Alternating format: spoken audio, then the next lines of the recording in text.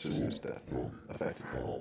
Or how has it impacted your life? How has your sister's death affected you? Or how has it impacted your life?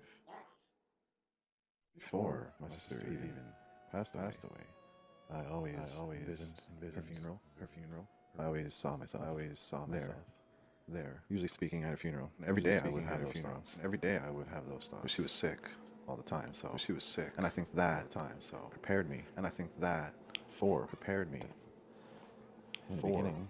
Her death. It was kind of like shock. Like I was in a daze. It was kind of like shock.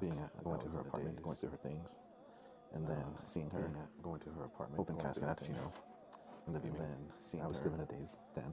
Open casket after funeral, grief, and the viewing.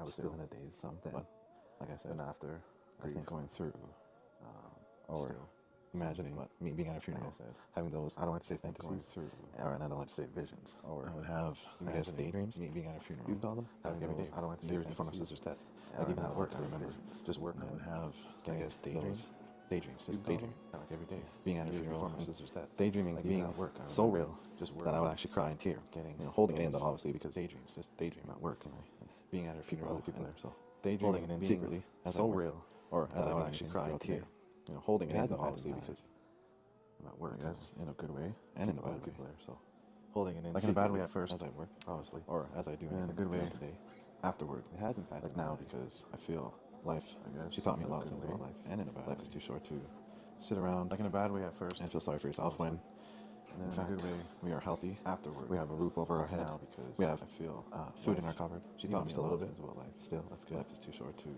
we have to sit around for those type of things and not concentrate on sorry for yourself. When plus, one big thing my sister told me was she wanted us not to mourn her death or even just a little bit be sad about her death, but she wanted us to celebrate her life, like every day, just have a good thought about her. Plus, she died of complications from diabetes. She wanted us 38. That's one thing that gets me. Mourn her death, or like sad about her death. When I look at she wanted us to. She did live a full life. Celebrate her life. That she loved her back. Have a good thought about her. She graduated. That was one of her goals. She died of. She had a few jobs here and there, but mainly she couldn't. At the age of 38, work. That's one thing. Take care of her child is because she was always in and out of the hospital. She had to go every single day to have dialysis. She did live a full life, but she was unable to care for her child. She loved her and unable to work.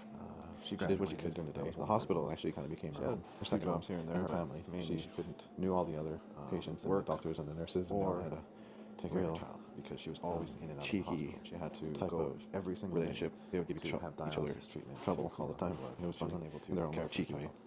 And unable to work, sarcastically, rude, she did what she could, funny, and joking. The hospital actually kind of became her home. I just wanted to share that.